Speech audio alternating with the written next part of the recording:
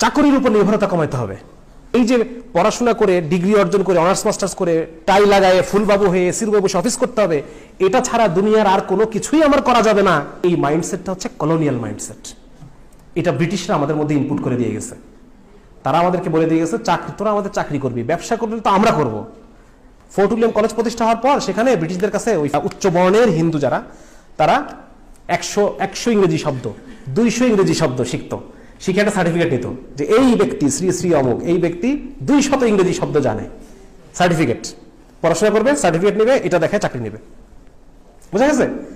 এই হচ্ছে পড়াশোনা এবং চাকরি, এই দুটোর মধ্যে যে একটা ওতপ্রোত সম্পর্ক আমরা দাঁড় করে রাখছি, এর পিছনে এটা হচ্ছে কাহিনী। কিন্তু অথচ আমরা মুসলিমরা ছিলাম ব্যবসায়ী জাতি। আমরা কি ছিলাম? ব্যবসায়ী। ব্যবসা আমাদের শক্তি ছিল, ব্যবসা আমাদের দাওয়া ছিল, ব্যবসা আমাদের অর্থনৈতিক বুনিয়াদ, সবকিছু আমাদের ব্যবসা, আমাদের সবকিছু ছিল। সেই ব্যবসাকে ছেড়ে দিয়ে আমরা এই চাকরির মধ্যে ঢুকছি। এই ঢোকার পর থেকে আমাদের এই অবনতি আর অপমান আর অপদস্থতা শুরু হয়েছে। বুঝতে পারছেন? এই জন্য ব্যবসামুখী হওয়া প্রয়োজন। একজন শিক্ষিত লোকের ব্যবসা আর একজন অশিক্ষিত লোকের ব্যবসা এক হবে না। একজন ভদ্রলোক লিখছে যে আমার সাথেকার খ্রিস্টান ব্যাচমেট যারা ছিল, তারা পড়াশোনা করার সময় পার্ট টাইম চাকরি খুঁজতো, আর ইহুদি সন্তানরা খুঁজতো পার্ট টাইম ব্যবসা। ইহুদির বাচ্চারা ওরা বাবার সাথে যখন খাওয়ার টেবিলে বসে, তখন তাদের আলোচনায় থাকে ব্যবসা নিয়ে।